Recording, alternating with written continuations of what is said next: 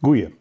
De Friese Academie en Planbureau Friesland die doen één keer in de zoveel jaar een onderzoek naar de Friese taal in onze provincie. Om maar goed zetten te laten dat ze zelfs volstrekt onafhankelijk binnen in de uitkomsten, nemen ze de taalsurvey. Ja, wij zouden gewoon zeggen, enquête. Uitkomsten die waren trouwens wel verrassend, want gelijk aan hoe het altijd weer. En elke ding hier dags onjaren dat het Fries starig gewoon de strijd aan het verliezen weer. Dat is dus net zo. 9 van het CMA's kan Fries verstaan. Dat is 90% van de inwoners. 2/3 van de meesten die hier wijden, die spreken het ook nog. En dan de verrassing, meer als de helft kan het lezen. Schreeuwen, ja, dat doen we net. Hè. Pas 1 op de 4 jaar die kent dat. Maar dan weer mooi is dat haast 75% van de bevolking de taal wichtig vindt voor de identiteit van de meerskip.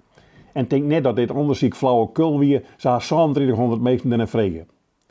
2 dagen later verscheen een onderzoek van Imagi Monitor. Dat ging over 4000 mensen.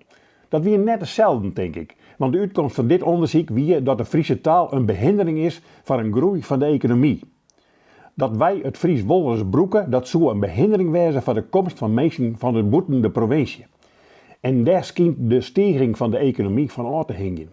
Van deputaire Friso Douwstra weer de kans om dagelijks te zeggen dat Friesland te truttig en te eenzijdig is.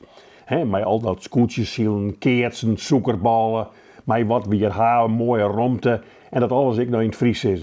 Daar komen we geen spa verder mee, zei Douwstra. Wij moeten u zelfs enkel nog presenteren als hutwerkende, goed nadenken en wetenschappelijk high-tech provincie. En waarschijnlijk denkt hij erbij dat we dat ook alle jaar in het Nederlands zeggen moeten. Het is de oude discussie van Friesland. Stadig omhoog verrotten in uw Friese identiteit, uw zelf blijven dus. Of alles wij donderen en u aanpassen aan de ritme en de economische slagverigers van maar het Westen in ons land.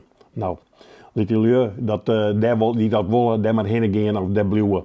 Want jezelf blijven, dat is volle wichtiger als geld.